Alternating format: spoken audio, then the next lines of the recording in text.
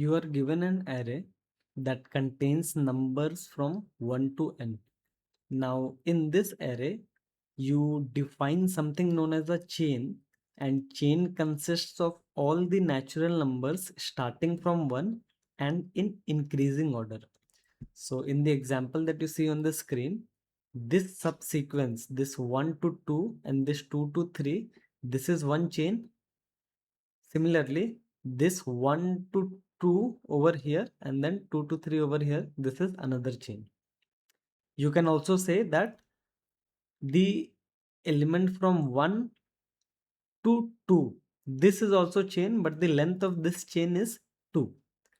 So you have to find out, given an array, what is the length of the maximal chain. That is, what is the length of the largest set of subsequence in terms of size, such that when you arrange the elements of that subsequence in order, you will get the natural number. So if this is the largest chain in this array, then the expectation is that it should have 1 over here, 2 over here, 3 over here, 4 over here, and 5 over here.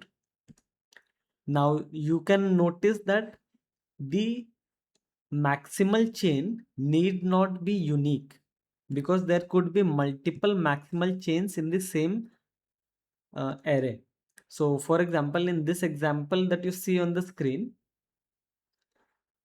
it is clear that the largest chain of natural numbers that exists in this array is this. Now is 1 to 3. This is the chain that exists in the array. But there are multiple ways of creating this chain. Either you can create it like so. You pick this element as the first element of your chain, and then you pick this as the second element of your chain, and then you pick this as the third element of your chain. So this is one chain which is maximal. Maximal means you have to take as many elements into your chain as possible. But there is another chain in this same array, which is if you start with this one and then you take, like, let's say this two, and then you take this three. This is another chain. Yet another chain could be that you start with this one, but then you take this two over here, and then you take this three over here. This is also a maximal chain. So you can clearly see that the maximal chain is not unique. It is not unique. So let us make it unique by adding artificial constraints. And how do you make this unique? So, so let's consider this example again. You have 1, 1, 2, and let's say you have this. How do you make the maximal chain? How do you come up with a definition or a restriction that makes the maximal chain unique? So you can see that right now, when you are starting the chain, you have two options to pick from the for the first element. You can either pick this one or this one. So when given a choice, let us always pick the smallest chain element. So this one we can pick, and then there is only one option for two, but since there are two options for three, let's pick the smallest one. So you see that this produces a chain with the index value of 1 2 3 4. So the index is 4, 6, this is 6, and this is 8. So the if you write down the indices of the chain, which is 4, 6, and 8, you get one sequence of integers. But if you select this chain with 1, 2, and, like, let's say 3, let's write down the indices. So the indices are what? 5, 6, and 9. So since both of them are maximal chain, we will consider the chain with the whose lexicographical ordering is minimum. So that's why we define it as a min-lex maximal chain. And what do we mean by min-lex? So minimum lexicographical ordering means that you write down all the indices of your chain, and since your maximal chain will of course have the same length, so you calculate all the possible chains that exist in the array, and then you figure out which one has the smallest index at the first location, because you are trying to minimize the dictionary order. If all of them have the same index at the first location, you go to the second index, and then you go to the third index, and eventually you will find this particular chain has the smallest index at this location. So you consider this as your minimum element or minimum chain, which contains the maximal number of elements. So in this video, we want to answer a couple of problems. We want to answer a couple of questions regarding these chain structure that you see. And this is one of the problems that appeared in a recent Codeforces round as well. So we will look at it from a holistic perspective, and we'll try to solve not just the problem that appeared on that contest, but other variations of that problem. So the easiest variation is that, given an array, can you find out what is the length of the maximal chain? And can you also find out what is the min lex maximal chain? That is, what is the lexicographically smallest maximal chain that exists in the array? This part is easy to solve. Then in the next version, we will solve that given given two arrays. This time you have two arrays A and B. Let's say you have A, this is B, and now let us consider any subarray. Suppose you are considering this subarray of A and the same subarray of B in the same indices. Then of course it will have a maximal chain. Suppose that maximal chain follows this pattern from here to here, and then from here to here, and then from here to here. And then this array B, this will also have a maximal chain. Then that maximal chain could start from here to here and from here to here. So you see that the maximal chain are not identical. So you have to find out if the indices of the maximal chain are equal. That is, their length of the maximal chain should of course be equal. That is one criteria. But the second criteria is that the maximal chain of this, the min lex maximal chain, which is of course unique, for B should also start at here, and the second element in the min lex maximal chain should be here, and then it should be here, and then it should be here. If this is the structure between these two, you return the answer as yes, else you return no. And of course, in this variation, if the chain length is 0, then you can assume that the answer is yes. So this is another problem that we will solve. And the third problem that we want to solve is, given these two arrays A and B, how many subarrays are there? So in this version, you were just given several queries, but this time I ask you the question, how many subarrays are there from L to R such that the maximal chain of A and B in both of uh, such that the maximal chain of A and B are identical in terms of the indices that are used to create the chain. And finally, the hard version, which we will discuss very briefly in this video, is that given any subarray L to R, can you quickly find out the length of the maximal chain that exists in this array? So suppose this is the maximal chain that exists. So I give you multiple queries, and I ask you to find out the length of the maximal chain. Now, at first glance, it might look very counterintuitive that how come this problem where you are given two arrays and then you have to compare their length of the maximal chain as well as the indices of the maximal chain to look for the equality. If you are able to solve this problem, why is this tagged as medium, but this simple problem which asks you to find the length of the maximal chain, this is considered as hard? This might seem very counterintuitive, but you will see why this is a hard problem, and these two are actually easy problems to solve. So if you don't want to find out the length of the maximal chain, but if you just want to do the comparison whether both of them are equal, then the comparison part is easier to solve than actually finding out the length of the maximal chain. So first of all, let's start with the first version of the problem, which says that given this array, how would you find out the min lex maximal chain in this entire array? Now you know that the first element of the chain, it has to be 1.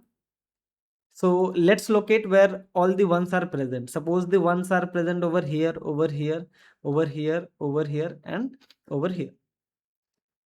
Then since you are trying to find out the minimum lexical ordering of the chains, then of course you have to compulsorily pick this one. Why? Because the only reason you might want to skip this one is, let's say that in a maximal chain that you have created, taking this one was optimal, and taking this one led you to a smaller chain, because our main goal is to maximize the length of the chain. And then if the length of the chain is maximal and is tight, then only we want to apply the lexicographical ordering. So if there is indeed a configuration in the world where taking this one gives you a bigger chain, something like this, then you can see that you can just delete this element from here, and you can connect this chain over here, and you would still get that bigger subsequence, but now with a smaller lexical ordering, because this one lives earlier. So the greedy strategy works over here for the first element. So we have proven that the first occurrence of the first element, which is 1, that has to be taken in your maximal chain if you want to construct the min lex maximal chain. Then what about the second element 2? So there could be various appearances of 2 over here, and over here. Then of course you can see that the 2's that you would take in your chain, it cannot be present to the left hand side, since you have already finalized the first element of your min lex maximal chain. Then you can apply that same reasoning for all the occurrences of the 2. That is, if you take this 2 and you claim that you are able to create a very big chain by taking the next occurrence of 2 and ignoring this 2, then using that same reasoning that we showed earlier, you can actually delete this 2 from here, and you can connect this chain to the first occurrence of 2 over here. This means that a completely greedy strategy is the correct solution to this easy version of this problem. And what is the greedy strategy? You go from left to right, and if you encounter one, you take it. And then you keep on going from left to right. If you encounter 2, you take it in your chain. Then you keep going to the right. If you encounter 3, you take it in your chain. And when you encounter 4, you take it in your chain. In fact, this algorithm that I have just described, this is not just for finding the minimum lex maximal chain. It is actually used for finding out that given an array A and then given another array B, tell me, is B a subsequence of A or not? So you know that this problem itself admits the greedy strategy, and that same greedy strategy we are looking over here. Because what is the greedy strategy to check if B is a subsequence of A or not? You locate the first occurrence of B of 0 and you take it in your chain, and then you locate the second occurrence of B of 1 and you take it in your chain. So in fact, this strategy of computing the minimum lex, this you have already used, although implicitly, while comparing subsequence between two arrays. So with this strategy, you can, in just one pass, you can figure out what is the min lex maximal chain, which is of course unique because you have added the min lex condition. And since you are doing this greedy strategy, you keep on finding elements as long as you can, and you will eventually get your length of the chain, which is k, which depends upon the array that is given to you. So now we have solved the easy version. Now let's look at the medium version, which appeared in the Codeforces round, and I believe that is what you are here for in this video. So in this version, you want to consider this array from L to R. This is your array, and you have to find out, given this subarray, are the chains equal? So suppose the unique min lex maximal chain would be this, and let's say this. And in this array, it could be this, and then this, and this. So let's actually take it to the other page. And here assume that you are given this chain. You are given this set of L to R from here to here. this is L, and this is R. And these are the arrays A and B. Now, first of all, let's come up with a very naive and brute force way to solve this problem, but it has to be correct.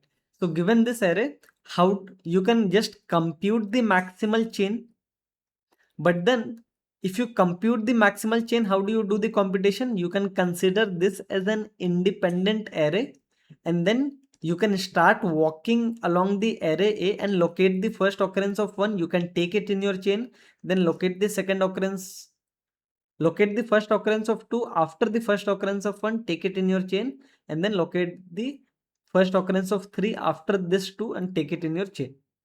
But that doesn't help much to optimize the solution. So how do we avoid doing the traversal?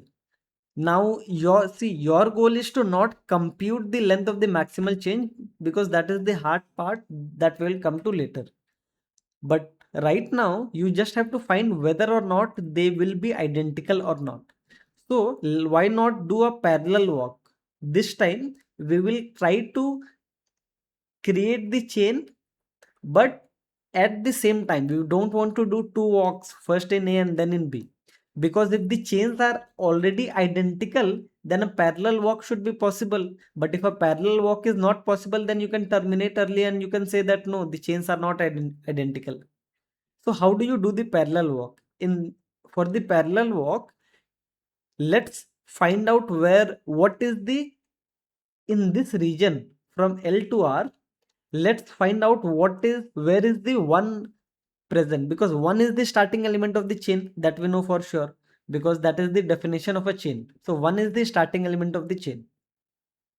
So what you have to do is you compute where is 1 located in this region for A as well as B. Now suppose 1 is missing in both A and B.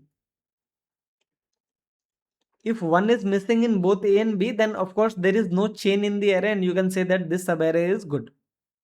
But now assume that 1 is indeed present, then it can be present over here, and over here. And in this array B, it can be present over here, and over here. Now you can see that if you want to find out the min-lex maximal chain, for B you would start the journey over here, but for A you would start the journey over here. So a mismatch has already happened, because the chain for B would start over here and go something like this, but the chain for A would start over here and go something like this. And our goal was to make sure that the chain was identical. So you can already see that if the first position of the ones do not match, then the chains cannot be identical at all. So if this is your L and this is your R, then you have to find out what is the first occurrence of 1 in A. Suppose this is, so if this is your array A and this is your array B, so let's locate the first occurrence of 1 and let's call this index as A1. Then you also locate the first occurrence of 1 which is to the right of the index L, right? Because you cannot look towards the left, or you cannot look towards outside of the array. Suppose for B it is also present over here. Let's call this index as B1. Then you can see that if A1 is not equal to B1, if the indices do not match, then your answer is no. The chain cannot be, the min-lex maximal chain cannot be identical. But then if A1 is equal to B1, then you have to continue extending your chain. That is, from this location, you find out what is the next occurrence of 2. So suppose the next occurrence of 2 is here and you call this index as A2. And then the next occurrence of 2 is over here. You call this as B2.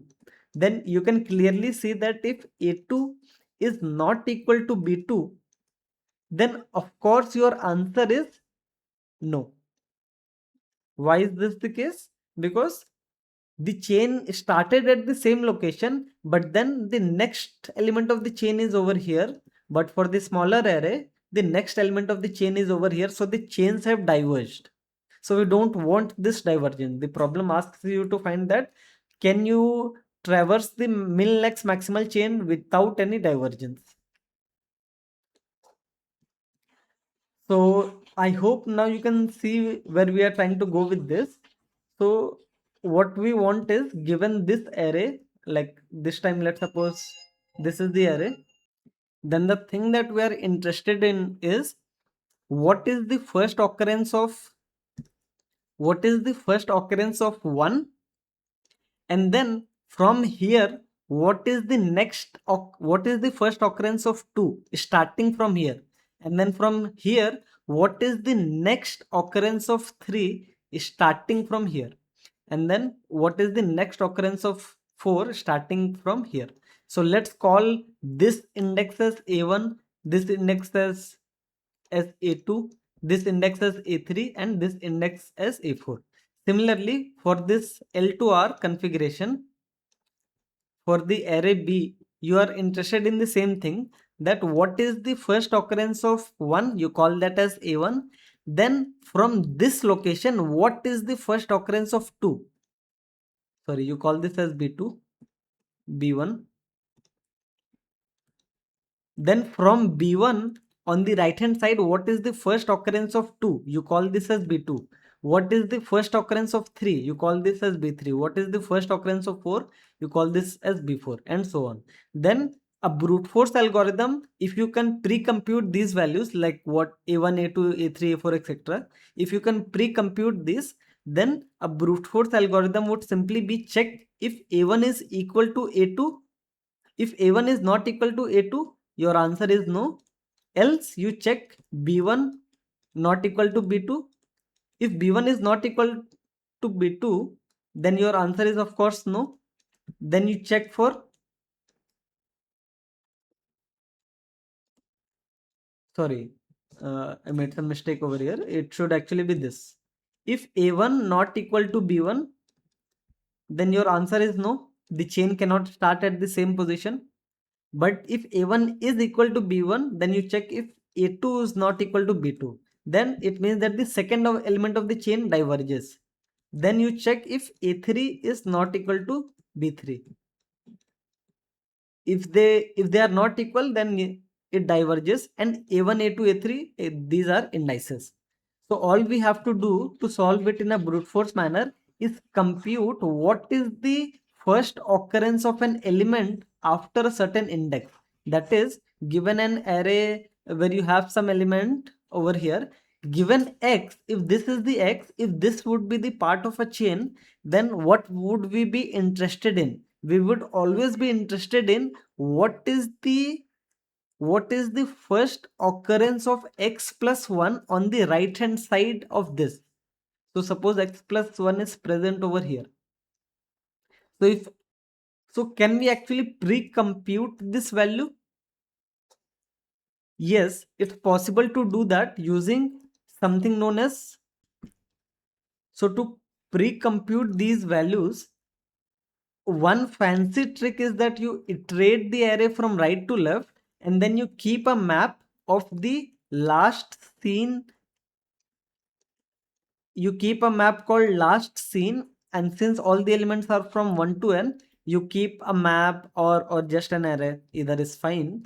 And then for each element you maintain what is the last seen index, and you keep on overwriting it. So then by the time you arrive at this element x, the last seen of x plus 1 would be the closest x plus 1 from here. And in that manner you can compute, you can in that manner you can pre-compute what is the next element of the chain. Now of course, if this next element lands outside the window of L2R, then you can stop your process. But if the next element of the chain is inside for both of them, like if it is going outside for one but remaining inside for the other, it means that this this array B has a longer maximal chain, but array A has a smaller chain. So of course they cannot be equal. So you can do this in a like right to left fashion, and you can pre-compute what is the next element of a chain, right? So it would look like it would some look like this. So let's take an example. You take 1 over here, 2, 3, 4 over here, and then you take 1, and then you take 5, then you take 7, you take 8, and then you take let's say 9. Then you can see that when you are iterating from right to left, you maintain what is the closest element. So for 9 there is no 10, for 4 there is nothing, for 8, since you will be maintaining the index of 9 in your map, you can quickly look up what is the index of 8 plus 1, and then you can link it over here. Then when you arrive at 3, since you are maintaining the index of 3 and you have also recorded the index of 4, even if there are multiple copies of 4, the latest index would be recorded and you can quickly pre-compute. So you can pre-compute an array which is called next, and next of I would represent next of I. So if this is I and the element at location I is X, then next of I represents what is the index of the X plus 1 that is closest to it, and this pre-computation you can do. And once you have this pre-computation, once you have this next array, then given this L and given this R, given this L and given this R, you can start by looking for the occurrence of, you can start by looking for the first occurrence of 1 in both of them, and then once you have found the first occurrence of 1 over here and over here, you can keep on traversing the next pointer simultaneously. And if you are not hitting the same index, you know that the answer is no. So all of these you can do for the brute force solution, but I want to show you another way to do this, which is, so right now the solution that we have just shown you, that was O of n for the pre-computation part, where you apply a fancy trick of iterating from right to left.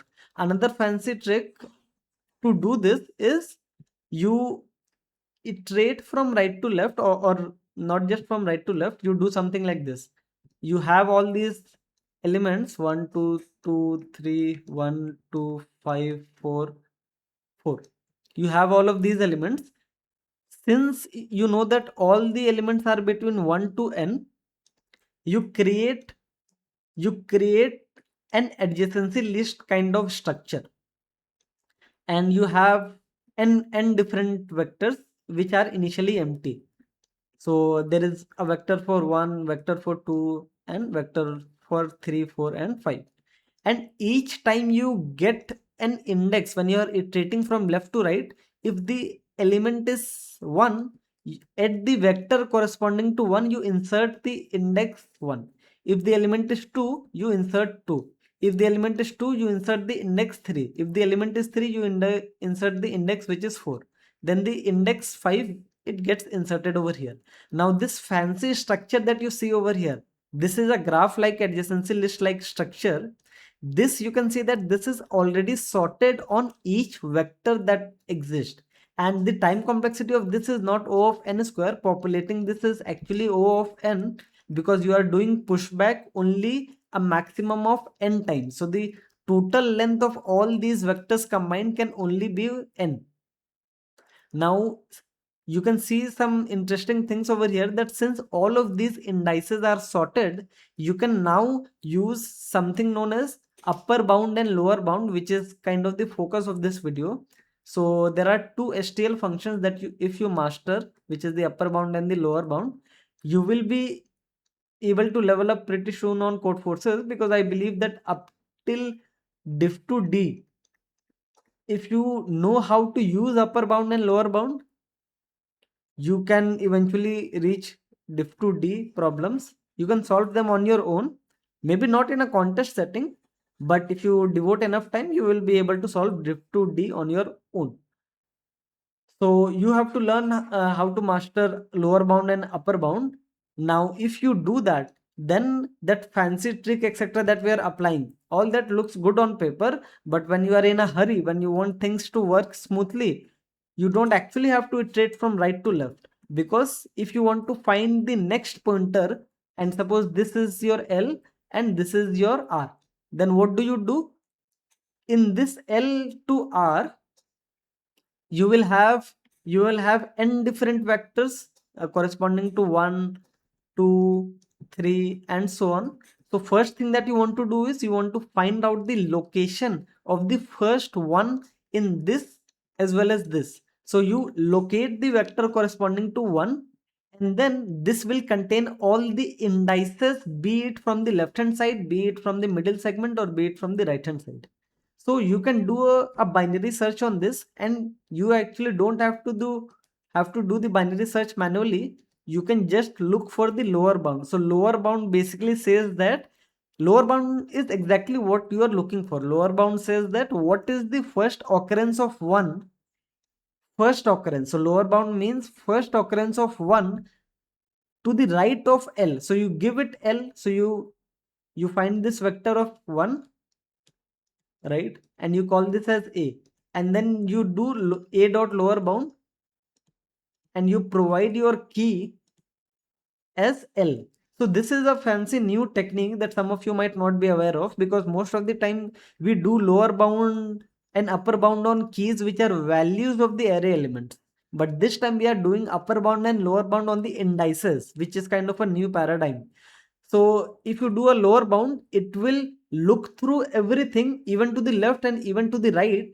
But since you gave the key as L, the response will always be greater than L. And then it will always be the closest one. So suppose if this is 3 and your 1 resides over here, there are multiple copies of 1. 1 is here, 1 is here, and 1 is over here. Then lower bound will always give you the closest one. It will exactly give you the index of that closest one, which is what you need. So that A1 and B1 thing that we had discussed, so A1 can be found in log n by using lower bound, and B1 can also be found in log n by using lower bound. And you can also check whether if one is not even present in this array, then when you do A dot lower bound, the response would be greater than R, and then you can easily conclude whether one is missing from this array or not. Okay, so now that we know that we can maintain this adjacency list kind of a structure to quickly query whether what is the index of the smallest, what is the index of, if you are at index X, you can use that vector to, you can use that vector along with lower bound to query what is the index of the closest X plus 1. And of course the time complexity would be O of log n, but that is much easier to implement as compared to your fancy solutions that might work somewhere, like this fancy iteration from right to left. This will work sometime, this won't work sometime. So that's why I usually prefer to, if I am in a contest setting, I would usually prefer just dumping uh, all the indices and then just doing a binary search via the lower bound thing. So then again, let's come back to the original problem. How do we solve that? Now we have done some optimization. Now we know how to, given this L and given this R, we know how to quickly compute A1 and B1. And how do you do that? You locate the vector corresponding to 1. You run the lower bound command, you will get A1. You run the lower bound command, you will get B1. Then if A1 and B1 are not the same, then your answer is no, otherwise your answer is yes. But then now you have to come up with an algorithm that can optimize these jumps. So now notice that from 1 you are always jumping to 2, from 2 you are always jumping to 3, and so on. Now let's see how we can do this optimization. So notice that if you are at an element X, and if this is actually part of your min-lex maximal chain, then what is the jump that you would make from here? Of course, the jump that you would make is already predetermined regardless of what the array is. Regardless of what R is, the jump is predetermined. And what is that jump? You just have to locate the positions of X plus 1, which is present over here, over here, and over here. Then you know that from here the jump that you would make is this X plus 1.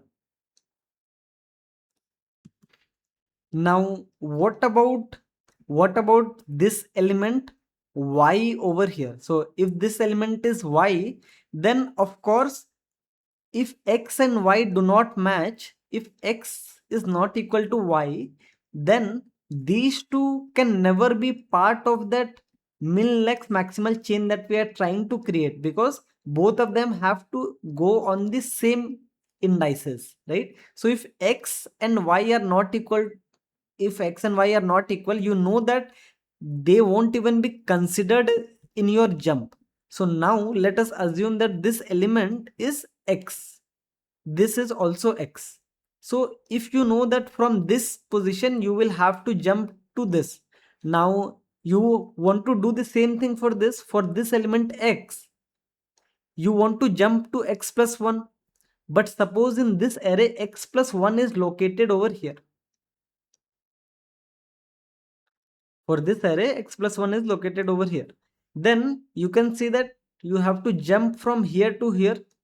But this means that any subarray that has this element as the jump pointer, this x and x as the jump pointer, because it is not compulsory that this x and this x are necessarily these jump pointers, because what if there was an identical x and x over here, right? These could be the jump pointers because you are trying to construct the lexicographically minimal thing. So but one thing you do know for sure, that if you were to jump from it, then from here the jump will diverge for sure, because from here you want to jump here and from here you want to jump over here. So if the array, if the right index r, if this is equal to this or this or this or this, etc., all of them will produce the answer as no. So you can see that this suffix will present the answer as no. Otherwise, if this next jump position does not match, so you can see that this is the first bad, so this is the last index till which the jump positions can match.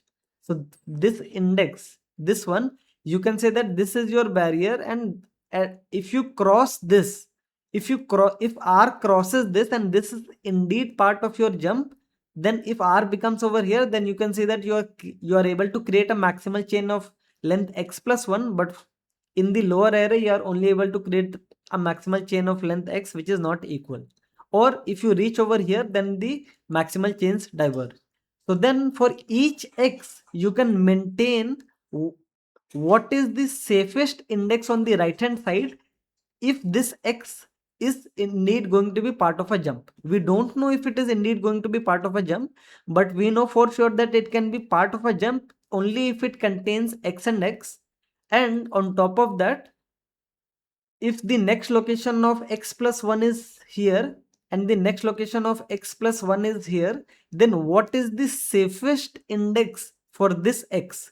So you can record the safest index which is over here, and the safest index for both of them, in fact the safest index for both of them will be this one. So you can record for each L what is safe, that is what is the largest index r up till which the jump will produce the same output, like you can do the same chain. Now that we have this information, now let's assume the case that this x and x are equal, but assume that x plus 1 and x plus 1, the nearest x plus 1 and nearest x plus 1 is also equal. Then you want to find out what is the safest index up till which you know that all the jumps, all the chains that you are creating, they will be identical. Then how do you solve this problem? You can see that now you can apply dynamic programming, because there are sub problems that are emerging. Because if you are able to make one jump manually from here to here, because if you are at this index x, then the jump is uniquely determined without even knowing about what r is, because you have to construct the min-lex. So from here you want to jump from here, and then you want to ask the same question, that is, if you start your journey from here, what is the safest index up till which all the jumps will produce identical sequences. Then, so if all you have to do is from this x you locate the index of x plus 1, so you find out a of x plus 1 and you find of b of x plus 1. If both of them are indeed equal, then your safe of L, if they are equal, then it would just be safe of you find out this index a of x plus 1, and then it would just be safe of a of x plus 1. So you can think of it like, if dp of L represents what is the largest index on the right hand side, that is safe, then if the next occurrence of x plus 1 which you can find via lower bound, if they match, then dp of L is equal to dp of this next occurrence, otherwise it is equal to the minimum of this minus 1, right? If you want to define safe like that, right? Or I think if you want to simplify things, I think that is what I did. So if you want to simplify things, you could have something like this. Let's say that you want to define this dp definition. Dp of L is the smallest unsafe index.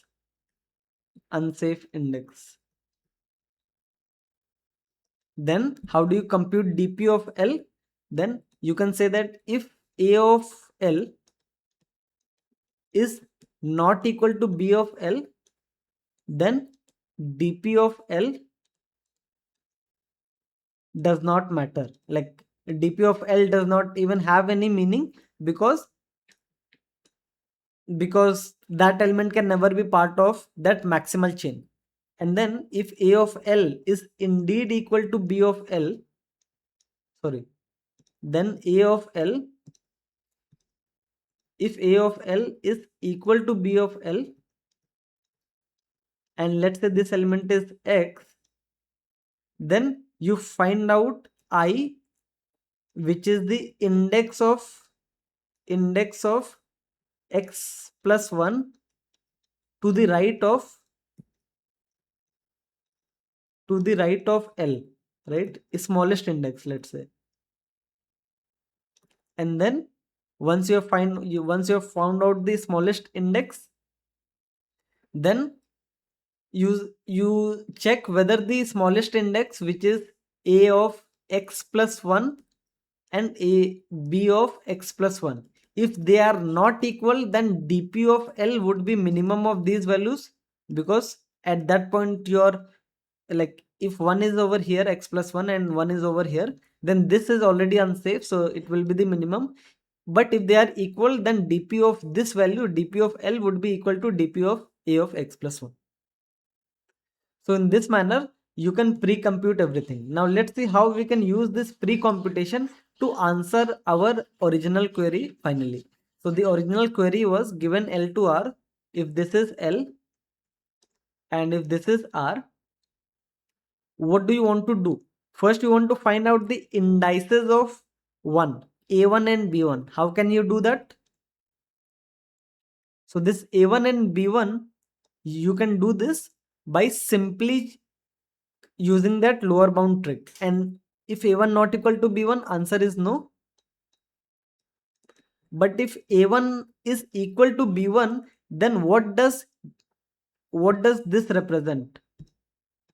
You can compute this value unsafe of a1, and this unsafe of a1, so if this is 1, then unsafe of a1 already tells you what is the maximal jump that you can keep on making without diverging from this lower element, right? So you just compute whether this unsafe of a1 is this less than r or is this greater than r. If it is less than r, then your answer is yes, else your answer is no.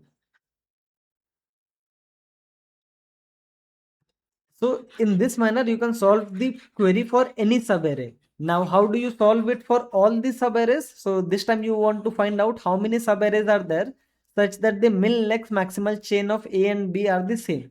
So for doing this, again, you can apply a very simple dynamic programming. You can define something like this, that dp of L, let's say. So we have defined something like this.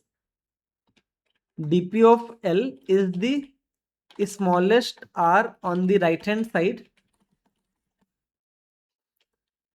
such that the jump from L to R, L to R, such that,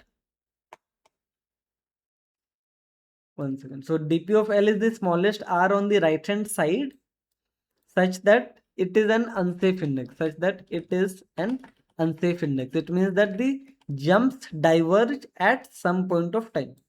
Then if you define something like this, count of L is the number of subarrays,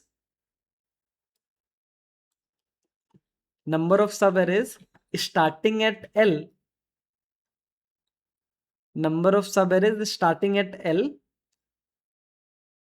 and have identical min-lex max chain.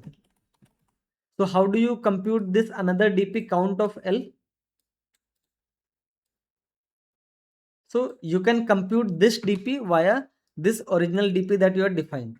So if you are at this index L and you want to find out how many subarrays are there where the left endpoint is fixed as L, then you have already pre-computed what is the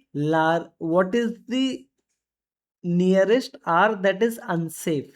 So if this is the nearest R that is unsafe, it means that all of these internal values, they are safe. It means that your answer is simply the length of the interval that includes X but excludes R. So count of L is nothing but R minus L, and you have to sum it up over all dp L values.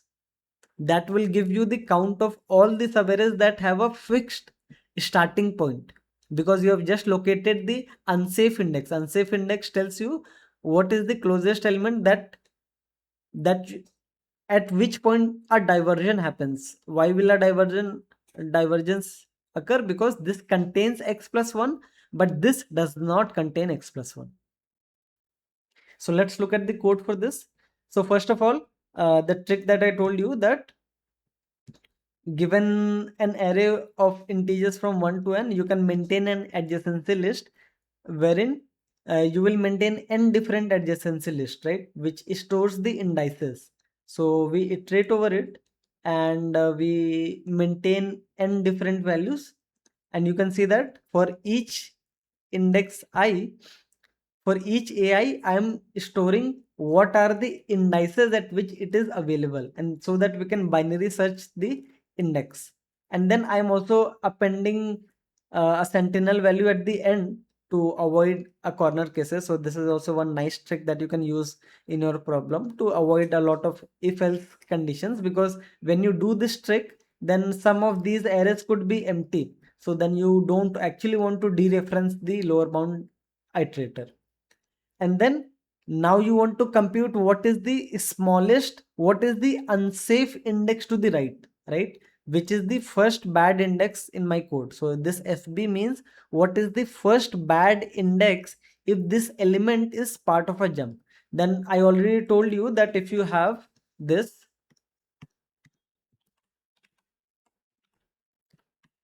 let's say if you have this, then when you are computing the unsafe indices for this and this, then if they are not equal, then of course they will not be part of a jump, so you can silently ignore them. Otherwise, if the value over here is X, then the next element of the jump is X plus 1, right? This is what I have termed as next. Then what you have to do is, on the right hand side for both of these array, you have to look what is the nearest occurrence of X plus 1, which is next. And how can we do that? We can do that by upper bound with this I. In fact, here actually if you use lower bound with I plus 1, that will also work, but since I added this I over here, So this upper bound and lower bound will produce the same output over here, right? Because this is x plus 1 and this is x, so even if you include this and then you do an upper bound or lower bound, doesn't really matter, right? So now w- once you have located the index of x plus 1, you can see that if the index are not equal, then if x plus 1 is over here and x plus 1 is over here, then the smaller of these two is unsafe. So this is unsafe because as soon as you cross this border, this subarray from here to here, the min length max chain will not be equal, right? If because this element is part of a chain. Otherwise, if this is not equal, then you have to apply the same dp. So from here you jump till here and then you find out if this element is a part of the chain, then where is the point of divergence. So this first bat to the right, this stores the point of divergence. So now that you have the point of divergence, how do you solve for each array? Then you define dp of I. Dp of I in my code represents what is the number of subarrays that start at I, that is their L is fixed, then how many subarrays are there such that they start at I, and if you consider this subarray, then their maximal jump, min lex maximal chain should be the same. Then all you have to do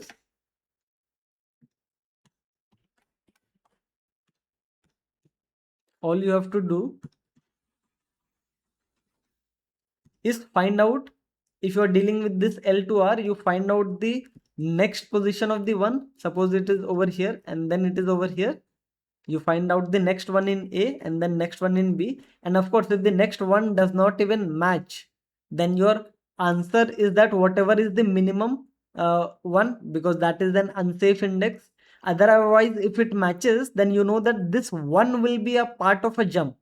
But if this one will be part of your maximal chain, then while you were doing the pre-computation, the next element which starts from this one, that was already pre-computed, and then the next element was already pre-computed, and you had already pre-computed what is the smallest unsafe index, right? So you just compute the smallest unsafe index, and you cannot take the unsafe index which is R, but you can take the safe index which is L, and you have to compute the length of this interval which is R minus I, which is what we have done over here, and then you print the answer as the sum of all the dp values, because the any subarray will start at some point. So in this manner, you can solve the Codeforces problem. Now, of course, there is an O of n solution to this as well, but I specifically wanted to keep this as O of n log n solution because I wanted to show you the trick of how to collect all the indices in an array, and it actually becomes sorted on its own. Then you can apply lower bound and upper bound, and you can see that the code is very simple, very easy to understand. But then if you started applying hacks for doing the backward iterations and then computing, all of these could also work, but maybe so I wouldn't actually call this as an overkill solution. And you can actually see how you can take this O of n log n solution and you can convert this to O of n solution. Why? Because this upper bound and lower bound, right, this pre-computation you can already do beforehand, because all you need here, why do you need upper bound? Just to locate the next occurrence of one. But why can't you just pre-compute the next occurrence of one when you were doing the backward traversal? The answer is that you can, it's just that I didn't do it intentionally. Now coming back to the last part of this video, and this part will not dive too much deep because maybe it's a bit high level topic, but in case you are interested, so in this last part we want to find out what is the length of the maximal chain of A of L to R. So this time we just have a single array, we are not dealing with two arrays anymore. Let's take this array.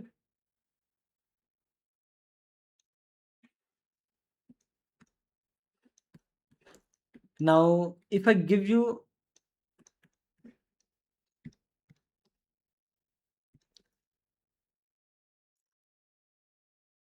this array and suppose this is your query L to R, how do you compute the maximal chain? I don't care about min lex anymore. I just want my maximal chain. So you can notice that even though you don't want the min lex maximal chain, you just want the size of the maximal chain, then of course it has to be something like this.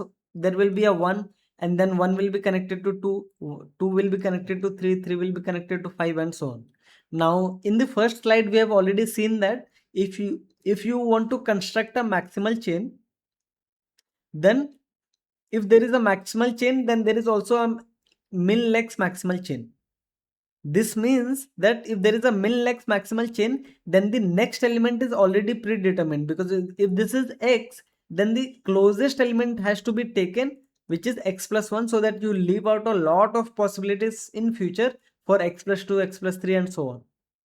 Then since you know that this sequence is already predetermined, then all the chain structure is already predetermined. That is, if you are given this L and then if you are given this R, you just have to locate this one, and then one will already be connected to a known node, right, which is 2, and this will already be connected to a known node, which is 3, and this will already be connected to a known node, which is 4.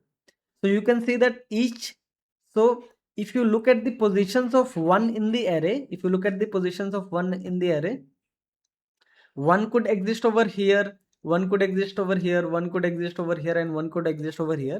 So you will get a chain something like this. So this one is connected to this and this, right? So you will get this chain, and then you will have another chain for this, because the sequence could start over here if this is your L. So now what you have is a series of chains, right? You have a series of chains. And in any query, what you are interested in knowing is that what is the smallest, what is the nearest one. This part you can always find via lower bound. And once you get this nearest one, you will get this particular chain. And what you are interested in knowing is how much of this chain is inside this subarray. So if this is R, you want to know how much of this chain is inside this subarray and how much is outside. So you can't actually traverse this chain because L to R could be big. So here we use a technique called binary lifting.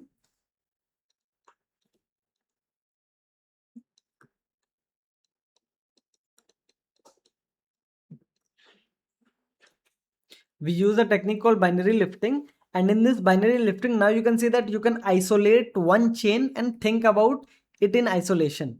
So let's see how does binary lifting work. We'll actually not implement the code. That is not the goal over here. It's just to get some understanding about binary lifting. And I don't want you to solve the next problem on binary lifting that you might encounter. It's just that something you should know for your knowledge on how binary lifting could be effective.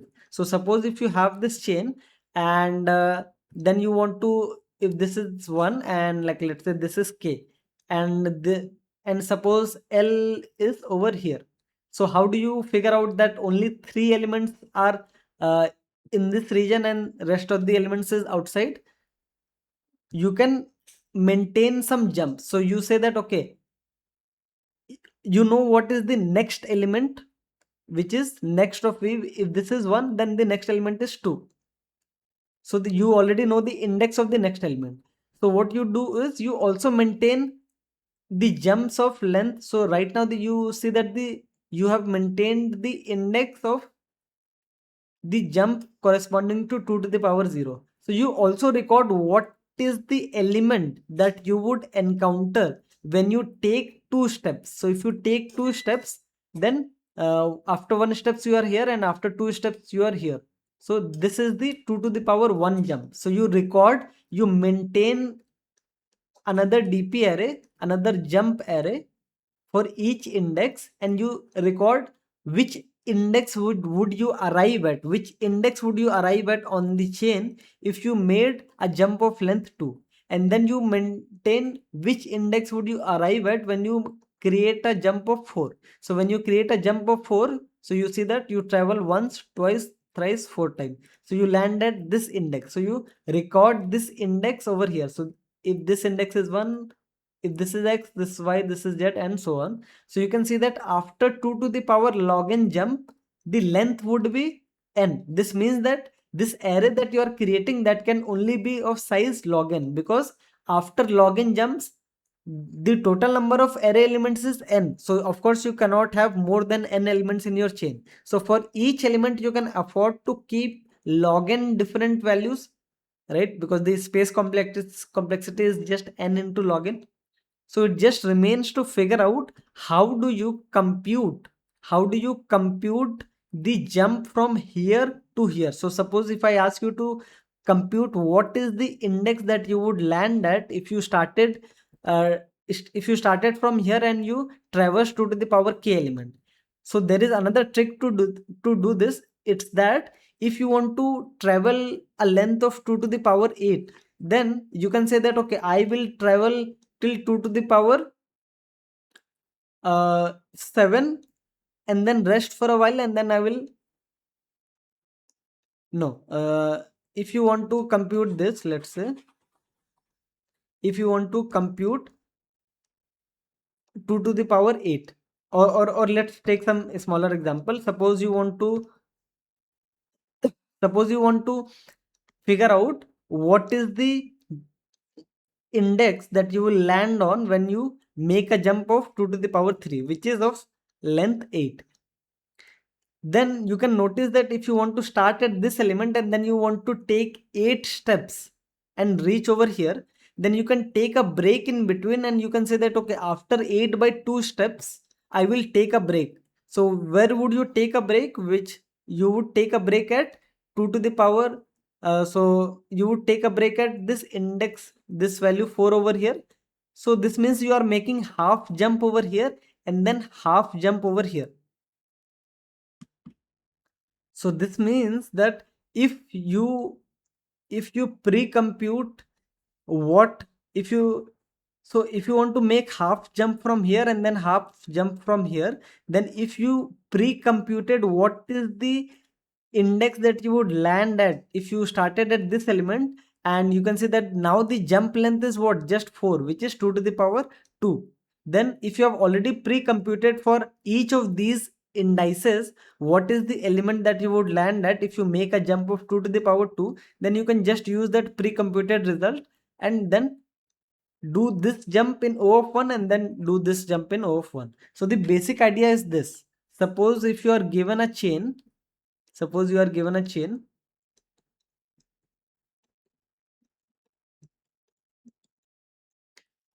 and suppose this is your starting element, and you want to know which element of the chain would you reach if you made a jump of 2 to the power x. So you say something like this: I want to take a break, and I want to take a break like so. I want to do 2 to the power x minus 1 jumps, and then I want to take a break and then 2 to the power x minus 1. So what is this 2 to the power x minus 1 plus 2 to the power x minus 1? So here you can see that you can actually, this is actually what, 2 to the power x by 2, and this is actually 2 to the power x by 2. So if you add them, this is nothing but 2 to the power x by 2 into 2, which is 2. This means that if you want to make one big jump from here to here, then you have to make two small jumps. One is you go to the halfway point, you rest there, and then you go from here with the smaller jump. So you see that the answer of a small jump, which is of 2 to the power x, if you can pre-compute the answer for a smaller jump, which is of 2 to the power x minus 1, then you can use that as and the midway point to jump efficiently from here to here. So that's what we can do, is that if you have this array, then for each element we know what is the element that we would land at if we made a jump of size 1, which is 2 to the power 0, and that is nothing but the next element of the chain. This is the next element of the chain. Now you store this result somewhere. So for each index you maintain log n different values, right? And you maintain what index would you reach if you made a jump of size 2 to the power 0. Now for this index, how do you know that when you make a jump of size 2 to the power 1, you will reach over here? It's simple. You start from here and you make a jump over here, and that value you can get from this list, and from here you make another half jump, which is 2 to the power 0, and you store this index over here. Then when you want to find out what is the element that you would reach when you make a jump of 2 to the power 2, so then you say that, okay, I want to make a jump of size 4, so I want to have a resting point and I want to make a jump of size 2, and luckily size 2 jumps are already stored over here, and from here this you want to make another size 2 jump, and that is also stored over here. So here, from here, which size 2 you go to, that is already stored. This means that you in only login jumps. So let's consider this fact. So if this is L to R, right, and you know that in this L to R there will be one. Now you know that what is the biggest jump that you can make, that is simply 2 to the power log n, right? So you make a jump of size 2 to the power log n, and you see if that element is inside, if that element is inside or outside, right? Otherwise I think here you can even do a binary search. You can say that, okay, i want to I want to know, is the is the size is the size of the chain greater than or equal to x, right? And you do a binary search on x, and then to figure out, you make a very big jump, and then you see, you make a very big jump, like you make a jump of 2 to the power log n, right? This is the jump of size n, and you see whether you land outside. If you land outside, then you reduce the interval by half. You make 2 to the power log n minus 1 jumps, then you see if you land outside. So you see that you will be able to keep on trimming the uh, results even further. And with this binary lifting strategy, it's actually possible to figure out uh, not just 2 to the power I jumps. You can actually figure out which element will you reach, if you start from here. And if I ask you, which element will you reach after making 23 steps, how do you do that? You write down 23 in its binary representation. It will of course be something like 2 to the power 0 plus 2 to the power x plus 2 to the power y plus 2 to the power z, and so on. So then you know that you have to make a jump of this, then rest for a while, and then make a jump of this, rest for a while, and so on. So any number can have at most log n binary log n different values in this binary summation format of 2 to the power I. So, and since you have already pre-computed all 2 to the power I, then you can make first jump, then rest, and then in O of 1 you can jump to the next element, and so on. So this is the entire idea behind binary lifting, and this is how lowest common ancestors works on trees. But this is just for your knowledge. But yeah, depending upon, like, if you already understand binary lifting, I think you must have got what I was trying to say. But even if you don't, uh, even if you don't want to learn binary lifting, that's fine. But at least I wanted to show you what is the idea behind binary lifting, and how we, if you want to make a bigger jump, we rest at the halfway point, and then we make two smaller jumps. So binary lifting was actually not needed in this problem that appeared on Codeforces. Just this variation, this one-dimensional dynamic programming and binary search on the indices, which is two new concepts for some of you. So that is the reason why I decided to make this video. Now let me know in the comment sections if you have any other feedback. I know that I did not explain the binary lifting part very clearly, because honestly I didn't really plan to, because my goal wasn't really to teach you binary lifting in this video. Maybe I might add another video in future for binary lifting. I just wanted to give you some glimpse, because some of you might be curious. Some of you might think that finding the length of the maximal chain in L2R is easy, and maybe it is. Maybe I'm missing some obvious solution. So if you think that is the case, do let me know in the comment section. But as per me, it's not an easy problem to solve. Even though this problem which looks harder, that is, you have the constraint that their length should be equal and then their indices should also be equal. Anyone would look at this problem and think that this problem is harder, but actually this problem itself is harder. So that's all for the video. Thank you.